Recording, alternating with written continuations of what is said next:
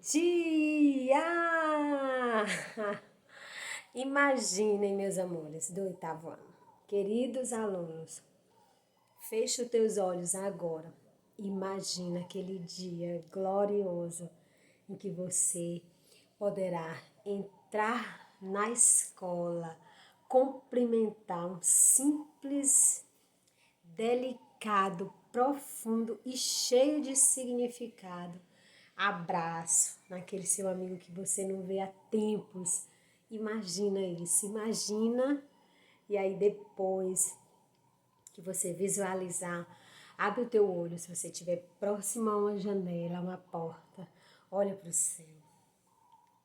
Vai acontecer, meus amores, mais cedo do que nós imaginamos, mais rápido. O Deus Todo-Poderoso há de providenciar por meio do intelecto de todos os pesquisadores do Centro de Pesquisa do planeta.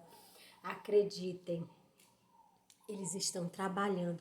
A ciência está trabalhando a todo vapor, incessantemente, buscando dentro do conhecimento toda o recurso necessário para que nós possamos, para que possa ser encontrada uma vacina, para que enfim nós possamos, assim, dentro da sala de aula, eu fazer do jeito como eu fiz aqui, né? Abrir os braços, assim, desejar um bom e agradável dia para nós. Vamos confiar, vamos acreditar, não é? O nosso socorro vem do Senhor Deus que criou o céu e a terra. Ok, meus amores? Entre o céu e a terra estamos nós, as árvores, as águas, os animais, todos como irmãos. Entre o céu e a terra. E o meu socorro, o nosso socorro, vem do Senhor Deus que criou o céu, a terra e tudo que há nesse espaço, não é? Meus amores, nós somos a criação perfeita de Deus.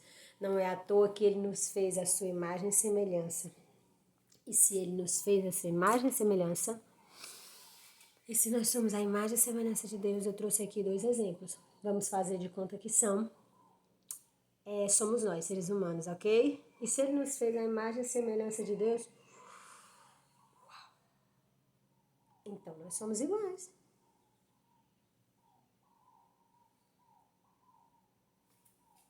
Yes ou no? Yes, meus amores, somos iguais. As nossas formas, a cor da nossa pele são diferentes, mas somos iguais. Essas são as nossas diferenças, mas elas servem para deixar o mundo mais belo, interessante, intrigante, envolvente, deslumbrante, exuberante, glorioso. Tudo bem, meus amores? Agora, vamos lá, queridos do oitavo. Vamos ficar de pé. Convida aí o pai, a mãe, os irmãos. E vamos ficar de pé para agradecer esse Deus maravilhoso. Sim, temos muito a agradecer. E hoje a nossa oração, além de agradecimento, ela será também, além de agradecer a vida que temos, ela também será exclusivamente para confortar o coração dessas 15.000 famílias que perderam seus entes queridos por meio da pandemia. Essa nossa oração será para isso, para confortar. Será uma oração sempre com a intenção de confortar o coração dessas pessoas que perderam seus entes queridos. Tá bom, meus amores? Fiquemos de pé. Aos cristãos católicos, façam o sinal da cruz antes e após da oração, eu peço gentilmente. E vamos dar início à nossa aula de ensino religioso. Em nome do Pai, do Filho e do Espírito Santo. Amém. Pai nosso, que estais nos céus, santificado seja o vosso nome. Venha a nós o vosso reino, seja feita a vossa vontade, assim na terra como no céu. O pão nosso de cada dia nos dai hoje. Perdoai as nossas ofensas, assim como nós perdoamos a quem nos tenha ofendido. E não nos deixeis cair em tentação, mas livrai-nos do mal. Amém. Em nome do Pai, do Filho e do Espírito Santo. Amém. Meus amores, como vocês sabem, e eu já vinha explicando ao longo de todos os nossos encontros na escola e agora virtuais, o nosso livro de ensino religioso, ele não tem um caráter defensivo de religião A, religião B ou religião C. Lembrem-se de que nas nossas conversas eu sempre deixava claro que o nosso livro de ensino religioso, ele vem para dizer para nós que antes das nossas diferenças sociais, raciais, econômicas, nossas diferenças geográficas, nós somos seres humanos. Ele vem falar, não é? Ele nos convida a sermos humanos, seres humanos, pensantes e que sejamos capazes de conviver em sociedade com todas as nossas diferenças, mas em sociedade, e que essas diferenças não nos afastem. O nosso livro de ensino religioso, ele vem nos convidar, ele nos convida, ele diz em poucas palavras: você é humano. Olhe para o mundo com um olhar humano. Enxergue no outro o seu semelhante. Enxergue no outro o grande potencial que ele tem a lhe oferecer e que você tem a oferecer a ele. Vivemos em um mundo e uma sociedade em que quanto mais estivermos próximos, mais nós iremos trocar. E a intenção do livro é trocar bons valores, comportamentos que sejam de unificação, pensamentos que nos conduzam a uma unidade, para que nós possamos viver como irmãos. E só para deixar ainda mais claro que o nosso potencial aqui, enquanto seres humanos, está fincado na irmandade, eu trouxe para nossa aula hoje uma citação que está no livro dos Atos dos Apóstolos. O livro dos Atos dos Apóstolos é Novo Testamento, após os Evangelhos. Como eu expliquei anteriormente, deixa eu ver se eu já estou boa aqui para... Tá quase. Uau. Peraí.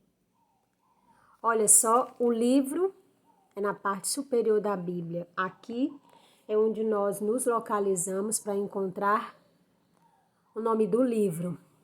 Os capítulos são sempre os números maiores em destaque, negrito. Serão sempre os capítulos. E os versículos ou versos, como alguns costumam falar, e até mesmo a professora, vez ou outra, são os números menores. Então, o livro que iremos, não é? Estudar nessa manhã o livro dos Atos dos Apóstolos, o capítulo, o 2, os versos ou versículos do 41 ao 47. Pronto, meus amores? Vamos lá? Bem, eu irei fazer a leitura e vocês me acompanhem, tá bom? Agora eu peço que fiquemos de pé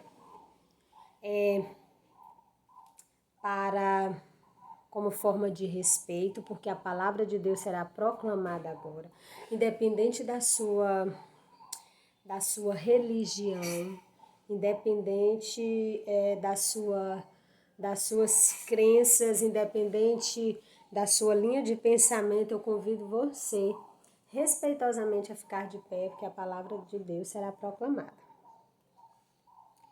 Os que receberam a sua palavra foram batizados.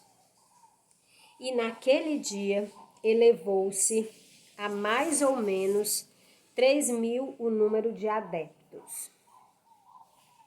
Perseveraram. Olha só o que tem no título do 42 em diante. Virtude dos primeiros cristãos. Virtude deles.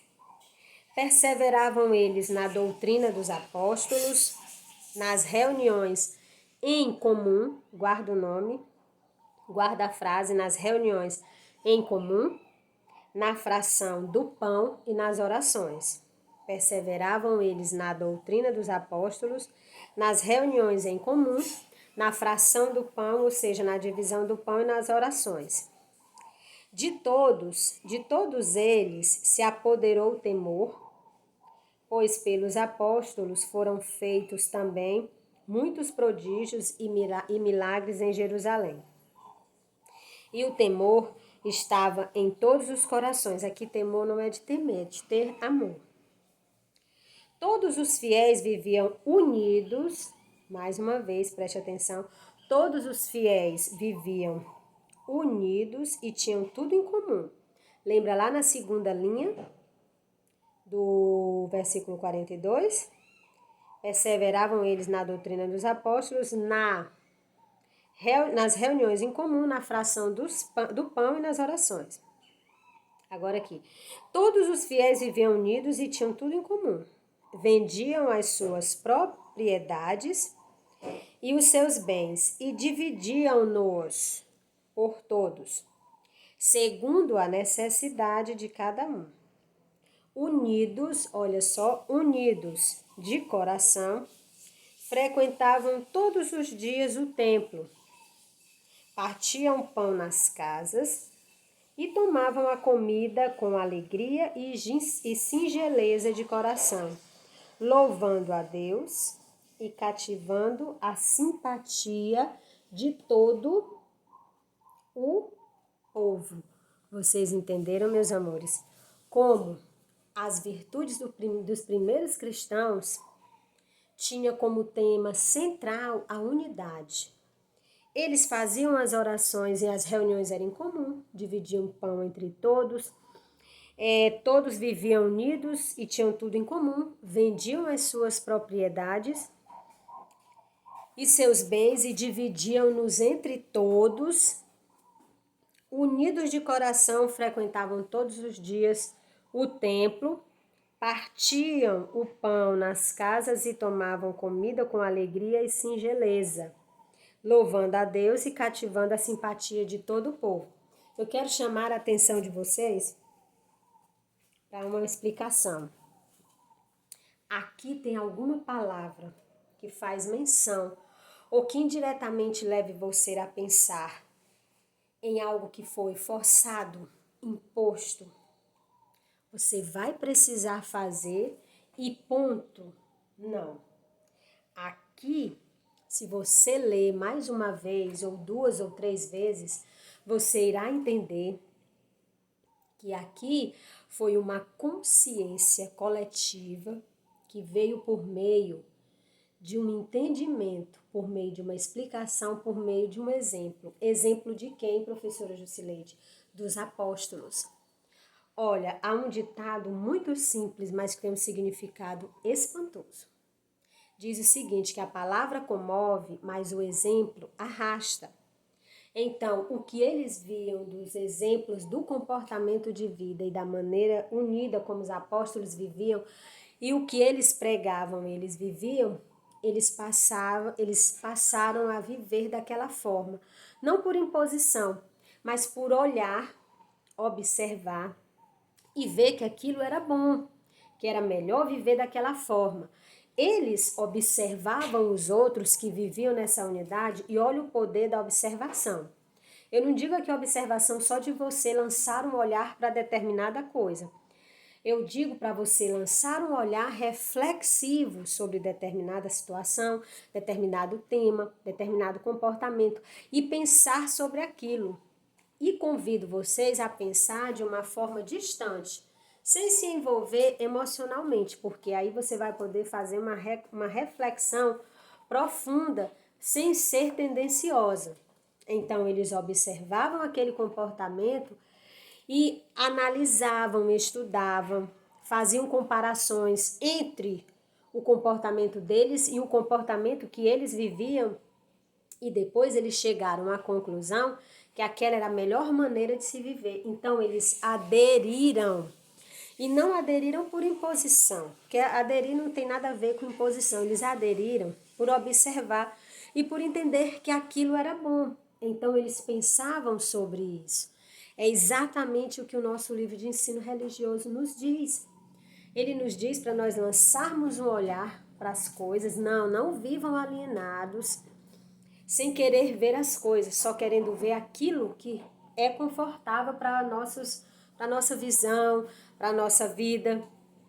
Que nós possamos olhar, analisar, estabelecer comparativos, pensar sobre aquela ação e tirar a nossa própria conclusão.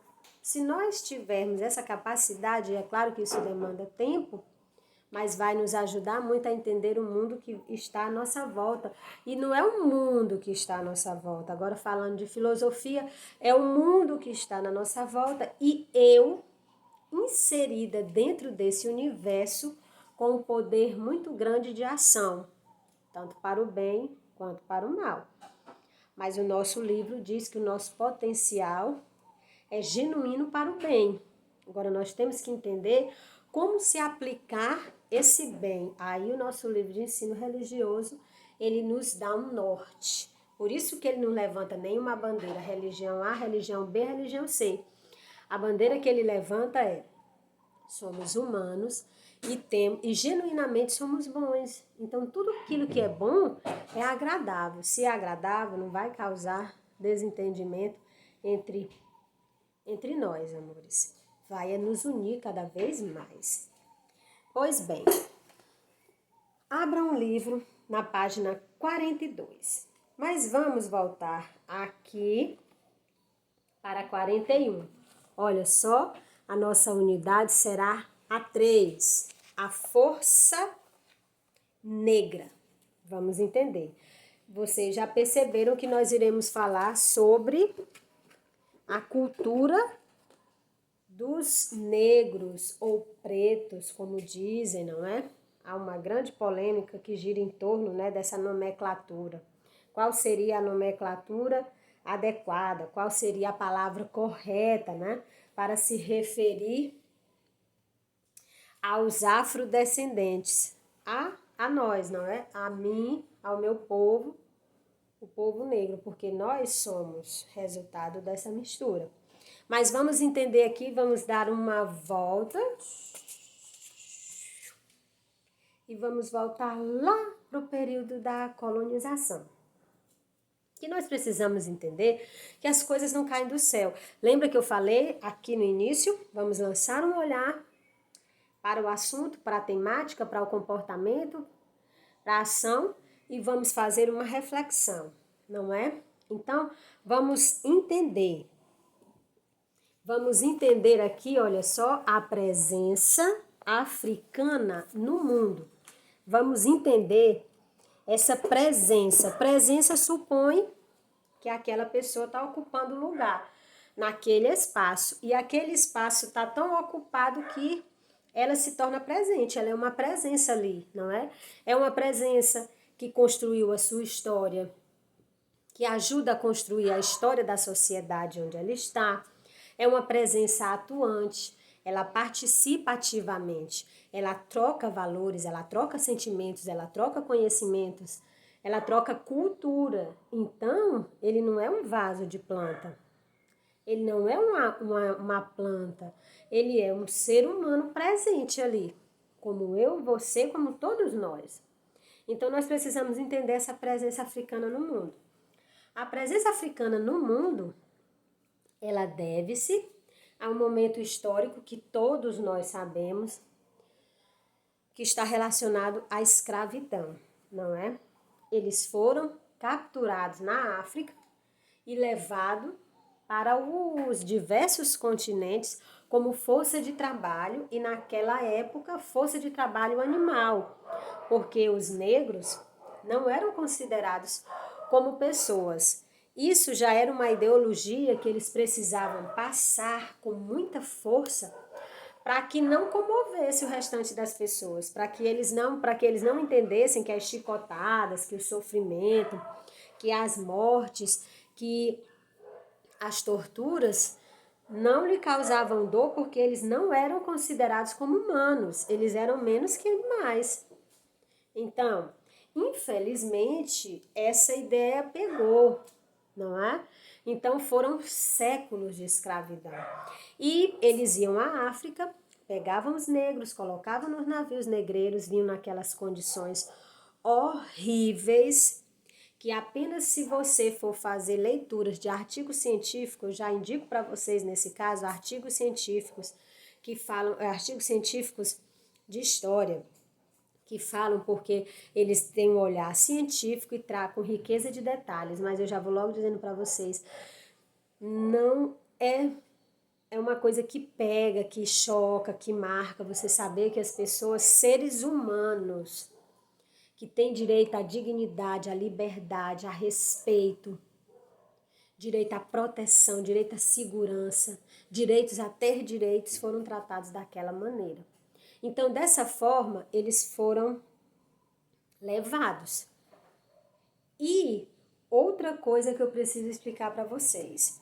Primeiro, para onde a professora Jusileide for, a Jusileide irá com os valores que ela aprendeu dentro de casa, com a mãe dela, com a família dela. Por exemplo, quando a minha mãe dizia, vá brincar na casa de um amigo, mas na hora do almoço eu quero você aqui, ela estava me ensinando que a minha presença não pode ser forçada em determinados momentos. Então eu aprendi, para onde eu for, se eu não for convidada para almoçar, eu sempre tento sair antes. Porque isso eu aprendi, as coisas que realmente nós aprendemos nos marcam. Eu sempre vi a minha mãe lutando muito, com todas as forças e com todos os meios que ela dispunha, porque era uma mulher que ficou viúva muito cedo e teve que trabalhar para manter os filhos. Então, eu aprendi com ela muitos valores, como trabalhar é bem melhor do que você tentar conseguir as coisas de maneira ilícita. Minha mãe sempre trabalhou de uma maneira muito honesta, então eu aprendi com ela honestidade. Então, esse valor eu carrego comigo sempre, porque eu aprendi, faz parte da minha identidade.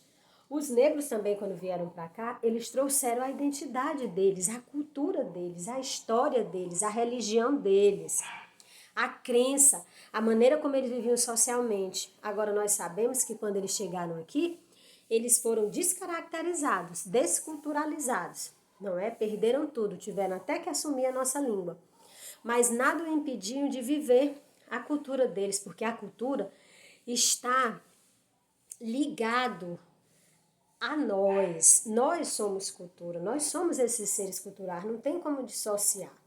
Então, para onde eles foram, eles levaram. Embora eles não pudessem praticar, mas eles carregavam consigo porque era a sua essência, era a parte constituinte da sua essência enquanto ser humano. Estava ligado a eles como eles estavam ligados ao cordão umbilical antes de nascer. Então é algo que faz parte dele. Não tem como você tirar algo que faz parte de você. Ah, não, eu vou tirar aqui meu braço porque eu vou para um local onde só pode entrar com o braço. Isso não existe. Para onde você for, você vai com os seus dois bracinhos. Então, para onde eles iam, eles levavam cultura, religião, educação, comportamento social, gostos alimentícios. Então, eles espalharam pelo mundo toda essa cultura e houve o contato. Mesmo que a princípio tenha sido um contato extremamente violento e injusto, mas houve o contato. E nós, seres humanos, meus amores, quando entramos em contato uns com os outros, não tem como. É como um imã. Polo negativo, polo positivo atraem-se.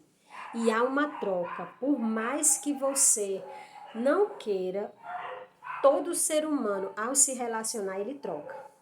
Troca seus conhecimentos, troca seu conhecimento, troca seus valores, troca seu comportamento, troca os ensinamentos que eles têm. Todos nós trocamos.